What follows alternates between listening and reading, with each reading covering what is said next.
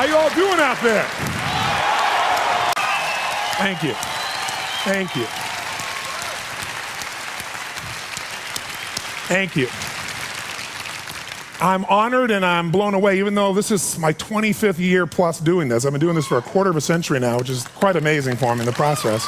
Thank you.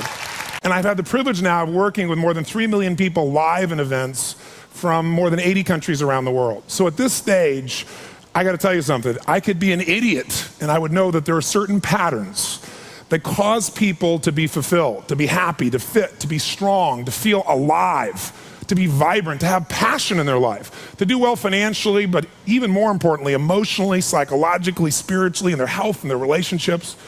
And there are also patterns that make people frustrated, overwhelmed, depressed, sad, lonely, cause them to be struggling financially, struggling with their body, struggling intimately.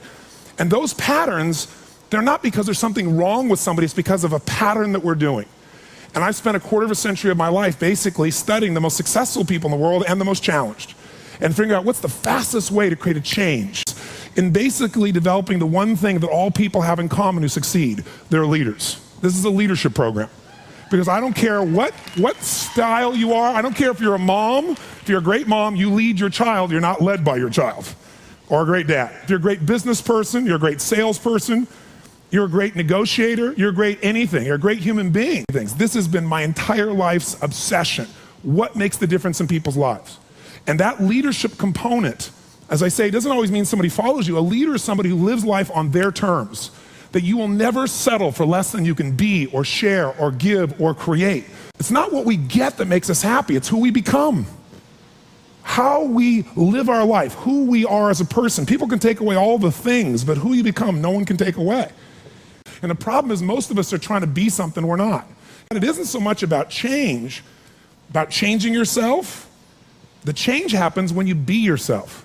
Know thyself, that's the hard part for most people, and then be thyself. Because most of us in our lives, out of our desire for respect or achievement or love or connection or something, we've been trying to be the way we think we'd have to be in order to get that love, respect, appreciation, whatever it is we've been after at some unconscious level.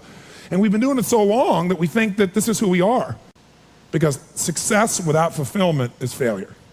And I can't tell you how many people I work with who are supposedly the best in the world at what they do, and they have more money than they can spend, and they have all these people that love and respect them, and yet they're unhappy inside. Because if you want to know what's really you, where you're going to be alive is when it's really you. And you may even think you know who you are because you've been living a certain way, but I'll tell you how you'll know. You'll feel euphoric, you'll feel strong, you'll feel unlimited, you'll feel free. I have seen, out of 3 million people around this earth in 80 countries, I've seen just about anything you can see, and there are only so many patterns. And what you're going to find underneath all of this behavior is we have the same needs.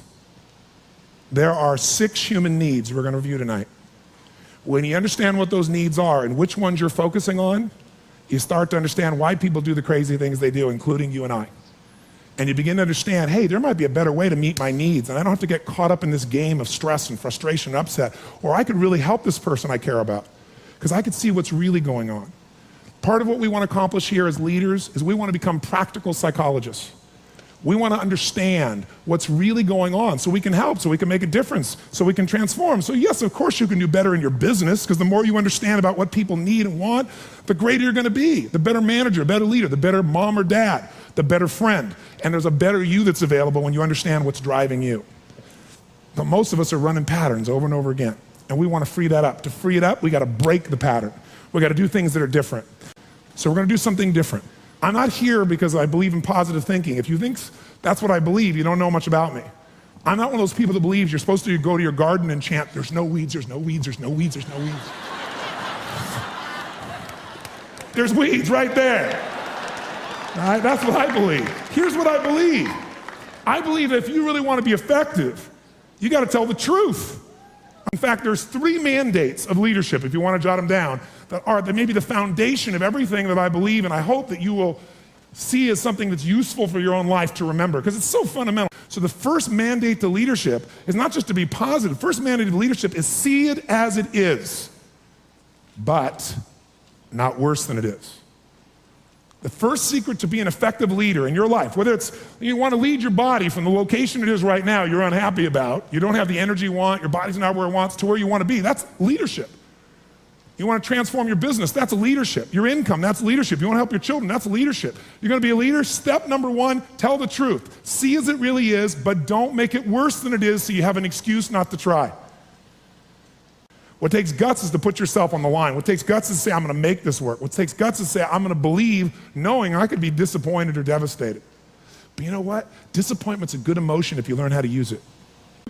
Anybody can see it as it is and maybe be honest, but here's the real secret. Can you come up with a vision? Step two is see it better than it is. That's part of what we're going to do this weekend. Seeing it as it is, you got to be honest. And there's not anybody in this room, including me, doesn't have areas of their life that can be made better. But if we can figure out what they are and tell ourselves the truth, regardless of what other people think, then we got a chance to make a change. I learned something from General Schwarzkopf, one of the best leaders I've ever met. And I got a chance to spend quite a bit of time with him over the years. And he said to me, Tony, I'll tell you the secret to leadership. He said, the whole secret to your life, for any group, any individual, is no individual, no organization can get better till they can admit something's wrong. And so you know what the problem is? No one wants things to be wrong, so we compare ourselves to others who are doing better than so we can feel really good. See, he raised the standard. He went to step two. Step two is you got to see it better than it is and set that as your standard. A standard is something you don't go for. It's not a goal. It's something you live, breathe, and find a way to get to no matter what. If there isn't a way, a leader makes the way. Is there a difference between should and must for you? Yes or no? You better believe there is. So when that standard is a must for you, you're going to find the way. Finally, the third key here is once you see it better than it is, make it that way. You got to take massive action. You got to be resourceful. You got to find the way to make it you want it. So this weekend, first thing we're going to do after a while is you're going to get real clear about how is it really? How is your relationship really? How is your body really? How is your career really? How are your finances really? All of us in this room, as different as we are, and you can look around, you see every gender, race, probably religion, belief structure in this room. The one thing I bet we have in common is we won't settle. How many came because you want more? How many came because you want more? Say I. Oh, say I. So whatever that more is that you came for, more energy, more focus, more determination, more confidence, more certainty, more love, more success, more playfulness, more of your body being where it is, more of your spirit alive, whatever it is, I can tell you this, whatever you think you came for, that's not why you came. Because I've done this for 25 years. I'm not saying you won't get that too. But what brought you here and what you're going to leave with is going to be more than what you thought. I can promise you.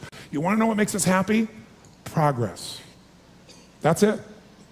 I don't care what you've achieved. If you don't feel like you're still growing, if you don't feel like you're still contributing, if you don't feel like there's some progress in your body or your mind or your relationship or your business, if you don't feel like there's progress, you're going to be unhappy. I don't care how big your life is compared to other people.